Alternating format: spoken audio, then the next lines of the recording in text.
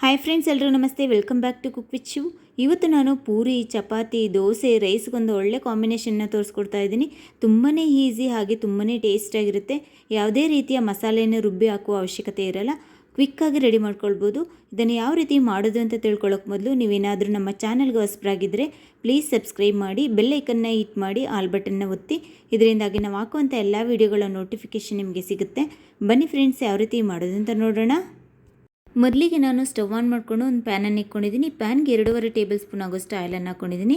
Oil ಬಿಸಿ ಆಗ್ತಾ ಇದ್ದಂಗೆ ಒಂದು 2 ದೊಡ್ಡ ಸೈಜಿನ ಈರುಳ್ಳಿಯನ್ನು ಚಿಕ್ಕದಾಗಿ ಹೆಚ್ಚಿ ಹಾಕ್ಕೊಂಡಿದ್ದೀನಿ. ಹಾಗೆ ಸ್ವಲ್ಪ ಉಪ್ಪನ್ನು ಹಾಕ್ಕೊಂಬಿಟ್ಟು ಚೆನ್ನಾಗಿ ಫ್ರೈ ಮಾಡ್ಕೊಬೇಕು. ಈರುಳ್ಳಿ ಎಲ್ಲ ಬೆಂದು ಬರೋ ತನಕ ನೀಟಾಗಿ ಫ್ರೈ ಮಾಡ್ಕೊಳ್ಳಿ. ನೋಡಿ, ಈರುಳ್ಳಿ ಎಲ್ಲ ಬೆಂದು ಬರ್ತಾ ಇದೆ. ಈಗ 1 ಟೀ ಸ್ಪೂನ್ ಆಗುವಷ್ಟು ಜಿಂಜರ್ ಗಾರ್ಲಿಕ್ ಪೇಸ್ಟನ್ನು ಹಾಕ್ಕೊತಾ ಇದ್ದೀನಿ. ಇದನ್ನು ಕೂಡ ನೀಟಾಗಿ ಮಿಕ್ಸ್ ಮಾಡ್ಕೊಳ್ಳಿ. ನೋಡಿ, ಎರಡು ಚೆನ್ನಾಗಿ ಮಿಕ್ಸ್ ಆಗಿ ಬಂದಿದೆ. ಇಲ್ಲಿವರೆಗೆ ಮಿಕ್ಸ್ ಮಾಡ್ಕೊಂಡಾದ್ಮೇಲೆ ಒಂದು 2 ಟೊಮೆಟೊವನ್ನು ನಾನು ಚೆನ್ನಾಗಿ ಮಿಕ್ಸಿಗೆ ಹಾಕಿ ರುಬ್ಬಿಟ್ಕೊಂಡಿದ್ದೀನಿ, ಪೇಸ್ಟ್ ಮಾಡಿ ಇಟ್ಕೊಂಡಿದ್ದೀನಿ. ಅದನ್ನು ಹಾಕ್ಕೊತಾ ಇದ್ದೀನಿ. ಇದನ್ನು ಕೂಡ ನೀಟಾಗಿ ಮಿಕ್ಸ್ ಮಾಡ್ಕೊಳ್ಳಿ ಒಂದು ಸಾರಿ.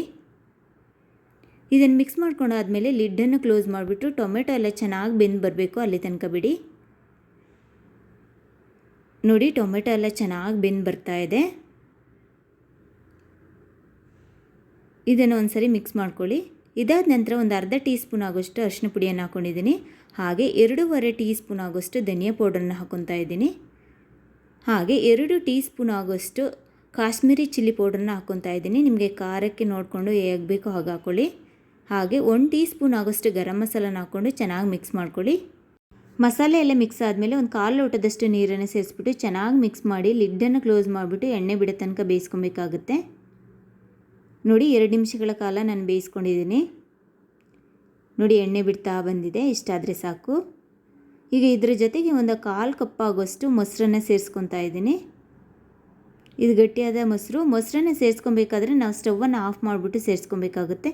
ಇದನ್ನು ಚೆನ್ನಾಗಿ ಮಿಕ್ಸ್ ಮಾಡಿಬಿಟ್ಟು ಮತ್ತೆ ನಾವು ಸ್ಟವನ್ನು ಆನ್ ಮಾಡಿಕೊಂಡು ಚೆನ್ನಾಗಿ ಬೇಯಲಿಕ್ಕೆ ಬಿಡಬೇಕಾಗುತ್ತೆ. ಲೋ ಫ್ಲೇಮಲ್ಲೇ ಬೇಯಿಸ್ಕೊಳ್ಳಿ ಇದನ್ನು. ನೋಡಿ, ಮಸಾಲೆ ಎಲ್ಲ ಬೆಂದು ಎಣ್ಣೆ ಬಿಡ್ತಾ ಬಂದಿದೆ. ಈ ಸ್ಟೇಜಲ್ಲಿ ನಮಗೆ ನೀರು ಎಷ್ಟು ಬೇಕೋ ಅಷ್ಟನ್ನು ಸೇರಿಸ್ಕೊಬೇಕಾಗುತ್ತೆ. ನೀರನ್ನು ಸೇರಿಸ್ಕೊಂಡಾದ್ಮೇಲೆ ಕುದೀಲಿಕ್ಕೆ ಬಿಡಬೇಕು. ಕುದಿಯೋ ಸ್ಟೇಜಲ್ಲಿ 1 ಕಪ್ ಆಗೋಷ್ಟು ಹಸಿ ಬಟಾಣಿಯನ್ನು ಸೇರಿಸ್ಕೊತಾ ಇದ್ದೀನಿ. ಈಗ ರುಚಿಗೆ ತಕ್ಕಷ್ಟು ಉಪ್ಪನ್ನು ಸೇರಿಸ್ಕೊಂಬಿಟ್ಟು ಲಿಡ್ಡನ್ನು ಕ್ಲೋಸ್ ಮಾಡಿ ಬಟಾಣಿ ಎಲ್ಲ ಬೆಂದು ಬರೋ ತನಕ ಹಾಗೆ ಬಿಡಬೇಕಾಗುತ್ತೆ. ನೋಡಿ, 2 ನಿಮಿಷ ನಾನು ಬೇಯಿಸ್ಕೊಂಡಿದ್ದೀನಿ. ಬಟಾಣಿ ಎಲ್ಲ ಚೆನ್ನಾಗಿ ಬೆಂದು ಬಂದಿದೆ. ಇದಾದ ನಂತರ ನಾವು ಕ್ಯೂಬ್ಸಾಗಿ ಕಟ್ ಮಾಡಿ ಇಟ್ಕೊಂಡಿರುವಂಥ ಪನ್ನೀರನ್ನು ಸೇರಿಸ್ಕೊಬೇಕಾಗುತ್ತೆ.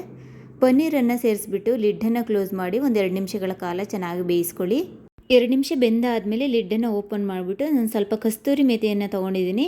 ಇದನ್ನು ಸ್ವಲ್ಪ ಉದುರಿಸ್ಕೊಂಬಿಡಿ. ಈ ರೀತಿ ಉದುರಿಸ್ಕೊಂಡು ನೀಟಾಗಿ ಒಂದು ಸಾರಿ ಮಿಕ್ಸ್ ಮಾಡಿಬಿಟ್ಟು ಲಿಡ್ಡನ್ನು ಕ್ಲೋಸ್ ಮಾಡಿ 1 ನಿಮಿಷಗಳ ಕಾಲ ಬೇಯಿಸ್ಕೊಬೇಕಾಗುತ್ತೆ. ನೋಡಿ, ನಾನು 1 ನಿಮಿಷಗಳ ಕಾಲ ಬೇಯಿಸ್ಕೊಂಡಿದ್ದೀನಿ. ಹೇಗಾಗಿದೆ ನೋಡೋಣ. ವಾವ್, ಸೂಪರಾಗಿ ರೆಡಿಯಾಗಿ ಬಂದಿದೆ ಮಸಾಲ. ನೋಡಲಿಕ್ಕೆ ಅಷ್ಟು ಕಲರ್ಫುಲ್ಲಾಗಿ ಕಾಣಿಸ್ತಾ ಇದೆ. ಎಷ್ಟು ಕಲರ್ಫುಲ್ಲಾಗಿದೆಯೋ ಅಷ್ಟೇ ಟೇಸ್ಟಾಗಿರುತ್ತೆ ಇದು. ಇಷ್ಟ ಆದರೆ ಪನ್ನೀರ್ ಮಟರ್ ಮಸಾಲ ರೆಡಿಯಾಗುತ್ತೆ. ನೀವು ಹೋಗಿ ಹೋಟೆಲಲ್ಲಿ ತಿಂತೀರ, ಅದಕ್ಕಿಂತ ತುಂಬಾ ಟೇಸ್ಟಾಗಿರುತ್ತೆ ಇದು. ದೋಸೆ, ಪೂರಿ, ಚಪಾತಿ, ರೈಸ್ಗಂತೂ ತುಂಬ ಒಳ್ಳೆ ಕಾಂಬಿನೇಷನ್ ಫ್ರೆಂಡ್ಸ್. ನೀವು ಕೂಡ ಮನೇಲಿ ಟ್ರೈ ಮಾಡಿ ಯಾವ ರೀತಿ ಬಂತು ಅಂತ ನನಗೆ ಕಮೆಂಟ್ಸ್ ಮಾಡಿ ಹೇಳಿ. Thank you for watching.